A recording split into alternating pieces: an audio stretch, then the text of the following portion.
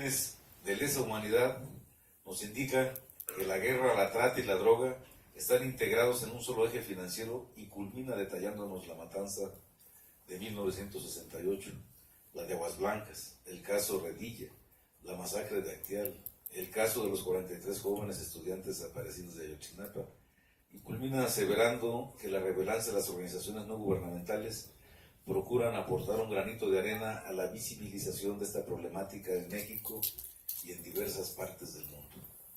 De otras latitudes y altitudes de Latinoamérica abundan plumas acertadas sobre el mismo eje. El antropólogo de la Universidad Nacional Autónoma de México, Gilberto López y Rivas, trata la desaparición forzada, herida abierta de la guerra sucia. En Nunca Más una desaparición forzada, analiza el licenciado en Derecho por la Universidad Autónoma de San Luis Potosí y explica por qué la desaparición forzada viola múltiples derechos humanos cuando desaparece una o más personas. El maestro Marcelo Ferreira toca el tema de los crímenes de lesa humanidad, fundamentos para su validez. El periodista, escritor y poeta nacido en Potosí, Bolivia, Jorge Macilla Torres, nos presenta su texto Bolivia, la gran lección de resistir. El doctor en Derecho César Benedicto Callejas nos aporta la memoria y comprensión. El sistema jurídico político nazi como experiencia social total. Es una larga lucha por la dignidad en Uruguay, dictadura, resistencia, memoria, justicia, reparación. Nos presenta el profesor nacido en Montevideo, Óscar de Souto, la violación a los derechos humanos en el periodo comprendido entre los años 68 a 85. El profesor en Economía y Derecho Político de la Universidad Nacional de Asunción suma datos sobre la realidad de Paraguay. El exguerrillero y profesor César Montes nos explica el genocidio en Guatemala. El doctor en Medicina por la Universidad Nacional de La Plata, Jorge Dercos, nos habla de la democracia y los derechos humanos en Argentina. El jurisdoctor de la Universidad de Puerto Rico, Eduardo Gratier Villanueva, expone La nación resiste al genocidio. Ana María Ramírez Ortiz, abogada y licenciada en Ciencias Sociales, nos entrega una aportación sobre el genocidio político y la desaparición forzada como prácticas del poder político y criminal. Una reflexión para hablar sobre Colombia. El abogado y político José Elías Romero Apis nos habla sobre la limitación y exceso de justicia. El licenciado en Relaciones Internacionales de la Universidad Nacional Autónoma de México, Carlos Antamarián, nos aporta sobre el genocidio armenio de 1915. Para terminar, el comunicador con la Facultad de Ciencias Políticas y Sociales de la Universidad Nacional Autónoma de México, Ernesto González Gálvez, nos detalla el proyecto Manhattan en la bomba atómica en la guerra, el ser humano ante esa cruel lección de la historia. Y entonces pues dejamos aquí el micrófono para que empiecen a hacernos los comentarios de este libro del maestro Alfredo Rojas de Durán.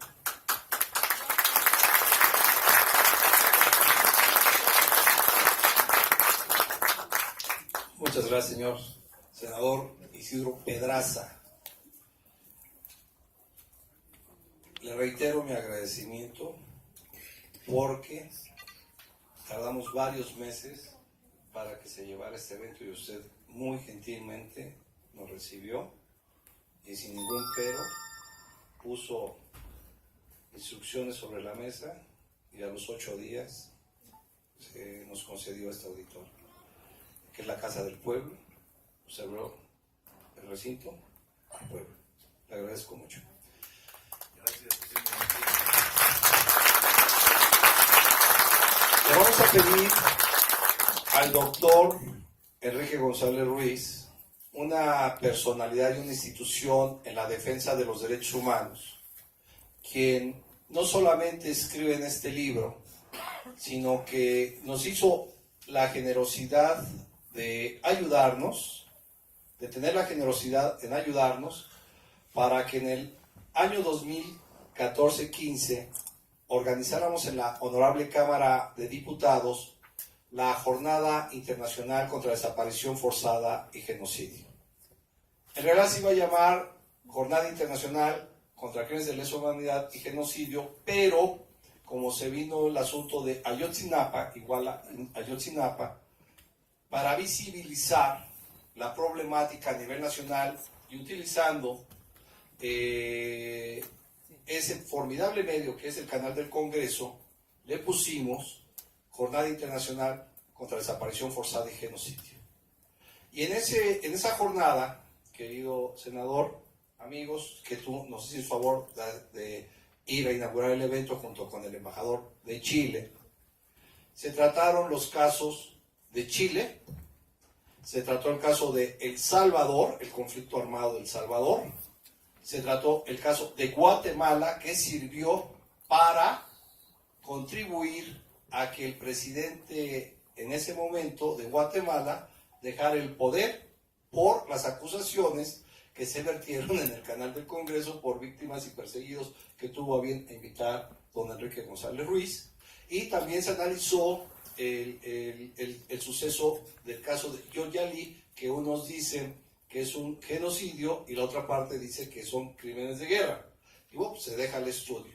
Y por último, se analizó el gran holocausto negro, que es la problemática de Uganda y Ruanda, fundamentalmente donde fallecieron 1,5 millones a 2, dependiendo las cifras que estemos consultando, de asesinatos de población civil por manos de un hombre sanguinario que ocupaba el poder de un país, Ruanda y Uganda.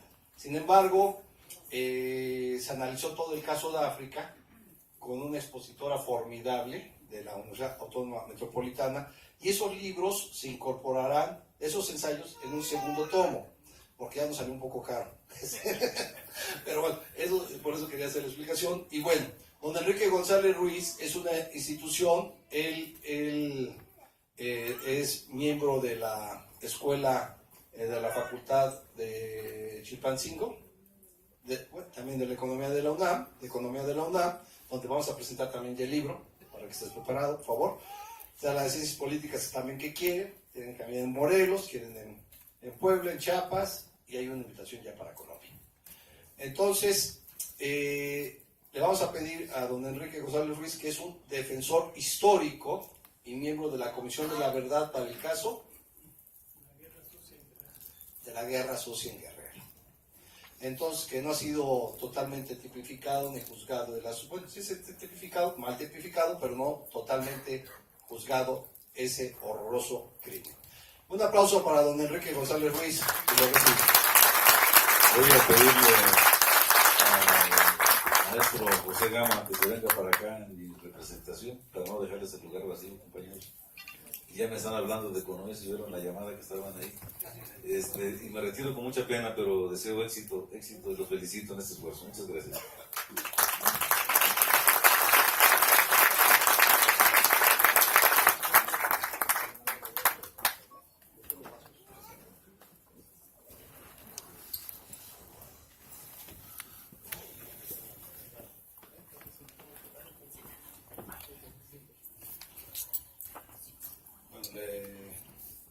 Le pasamos el micrófono a don Enrique.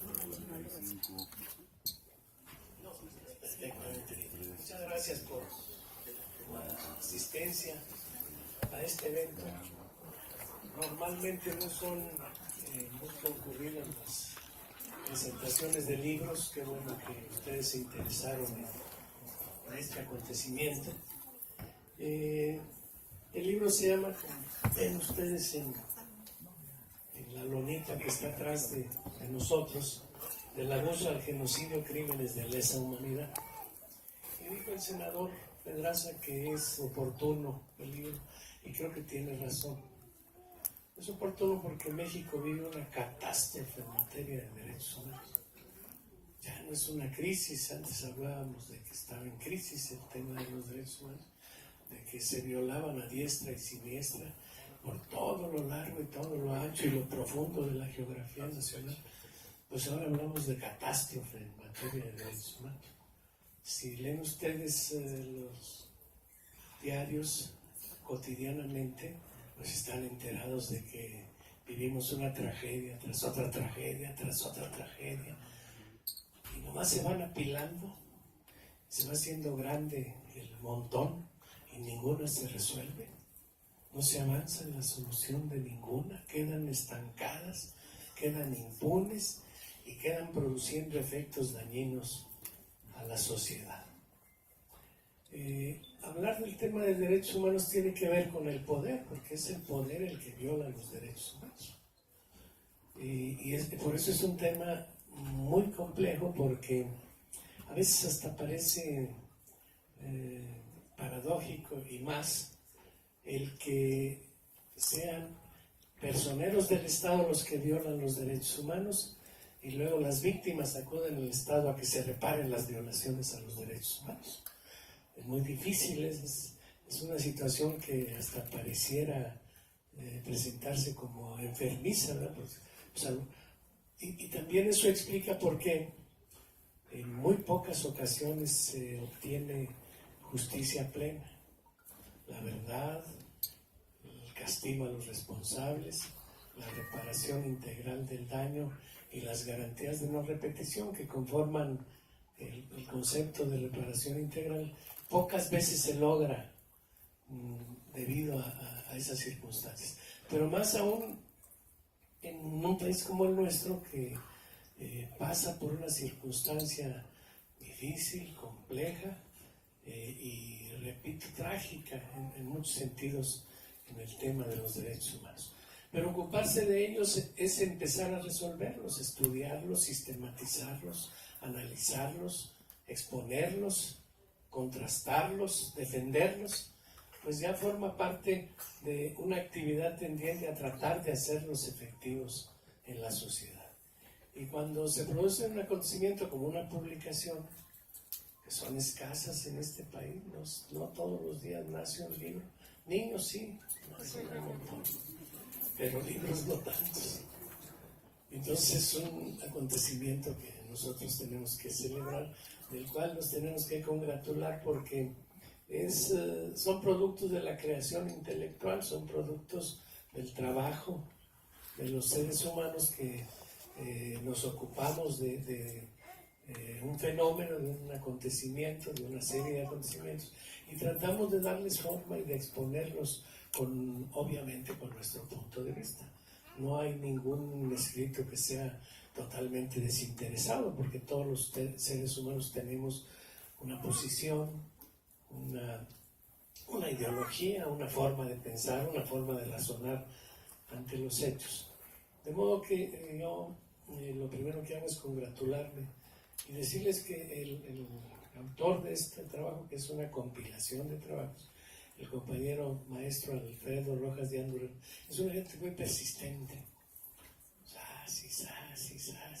Está encima de las cosas, tratando como cuchillito de palo, decía mi mamá cuando le estaba dando uno mucha lata. Decía, eres como un cuchillito de palo, no cortas, pero bien que molestas, decía mi mamá. Bueno, pues Alfredo es una gente muy persistente, muy trabajador, que hace el esfuerzo porque las cosas salgan y efectivamente ha tenido el acierto de realizar actividades importantes en estos ámbitos, en el ámbito legislativo. Mencionó un evento que tuvimos en la Cámara de Diputados que a mi entender fue un evento importante porque pues, ya el solo hecho de ocuparse de estos temas, decía, comprenderlos es empezar a defenderlos. ¿En qué consiste esa crisis de los derechos humanos y cómo se expresa en la vida cotidiana de los seres humanos? Pues sin duda se expresa en dolor, en sufrimiento, en agravio hacia sectores de la población. Decía mi amiga Lidia, falleció ya mi amiga, trabajaba en el Centro PRO, una persona que se dedicaba a la defensa de los derechos humanos.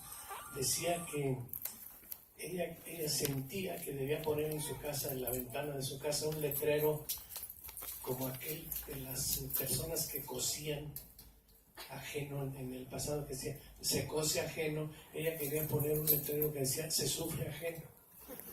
Efectivamente, en el tema de los derechos humanos se sufre porque uno palpa así a flor de piel los padecimientos de las personas, las tragedias de las víctimas, y luego las frustraciones, muchas veces las frustraciones, porque los caminos del arreglo, los caminos de la solución, los caminos de la paz están cerrados, están obturados, están enlodados, así atascados, difíciles de transitar.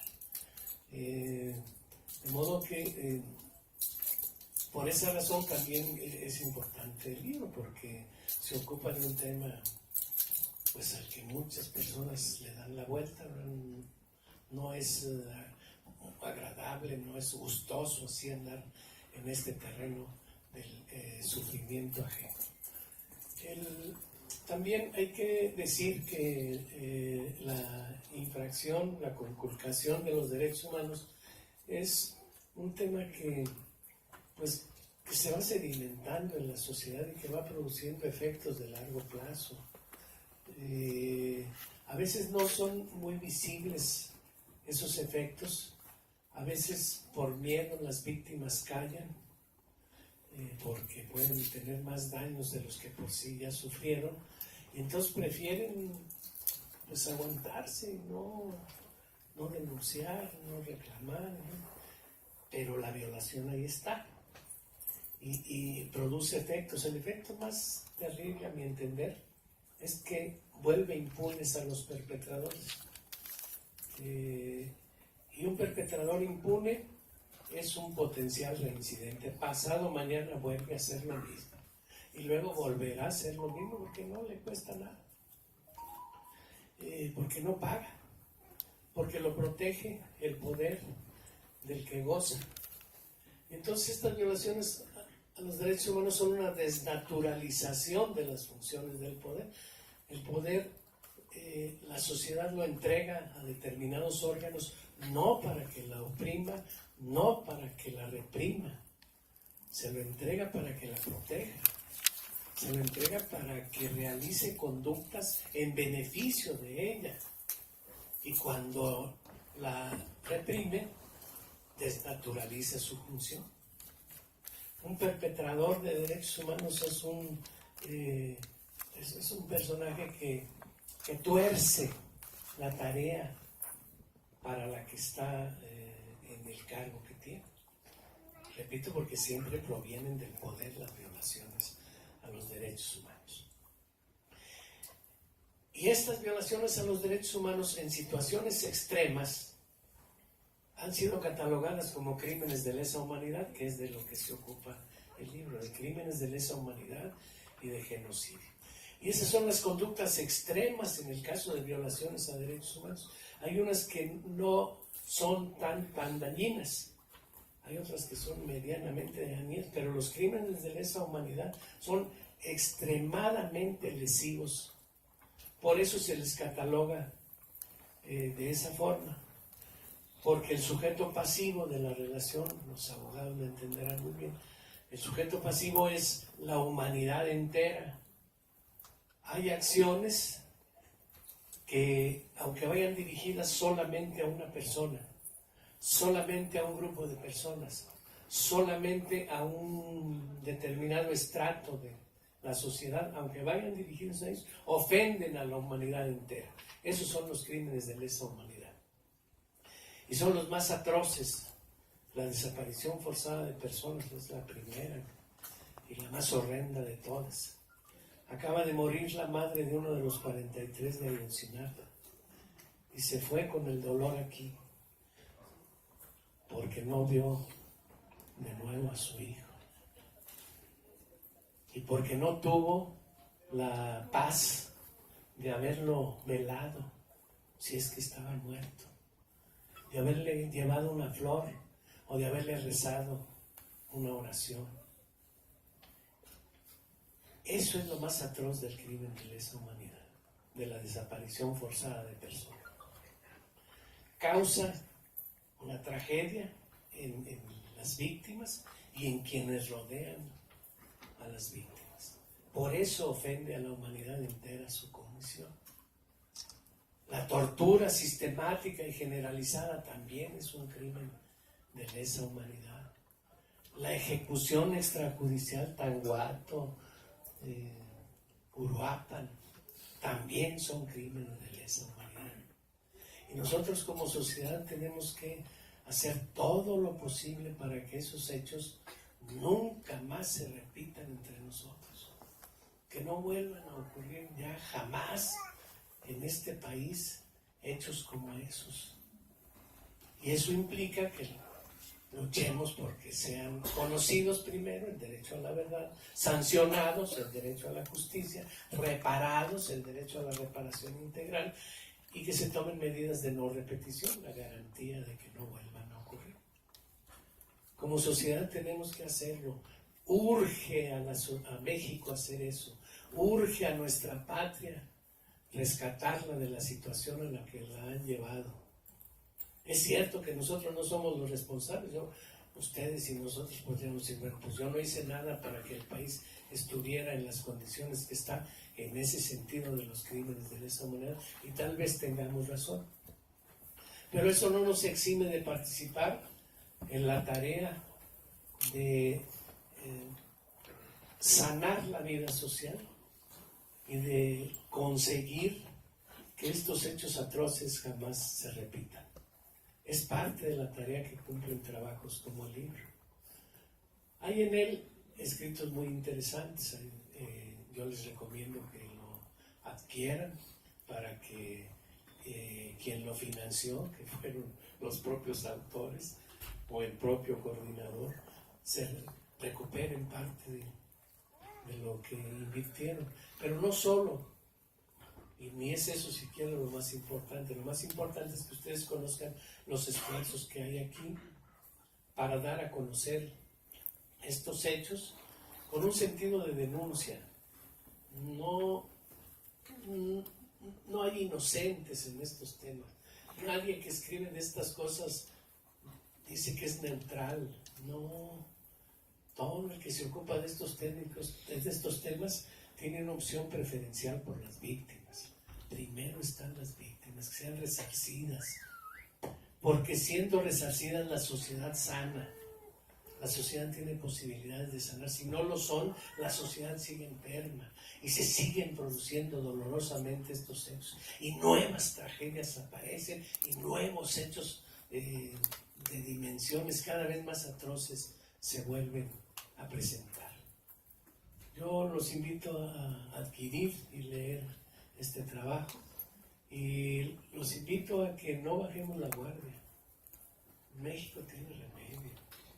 México no es los políticos que lo han llevado al desastre en el que se encuentra. Eso no es nuestra nación y eso no es nuestro país. Nuestro país es mucho más que eso. Nuestro país no ha renunciado al derecho a la esperanza. Nuestro país, con su gente, con la participación y el ánimo de quienes formamos parte de él, va a lograr salir bien librado de esta tormenta de violaciones a los derechos humanos. Hagamos lo posible por verlo nosotros, hagamos lo posible por no esperar a que solo lo vean nuestros hijos o los hijos de nuestros hijos. Esta generación tiene derecho a la verdad y a la justicia. Felicito a don Alfredo y a Pepe por su trabajo en este libro. Él hizo el prólogo. Le acabo de decir hace un momento que lo leo muy frecuentemente por su trabajo en el periódico La Jornada, y les voy a repetir públicamente lo que le dije al senador. Yo creo que Pepe Steinleger está en el mejor momento de su creatividad intelectual. Gracias a todas y a todos.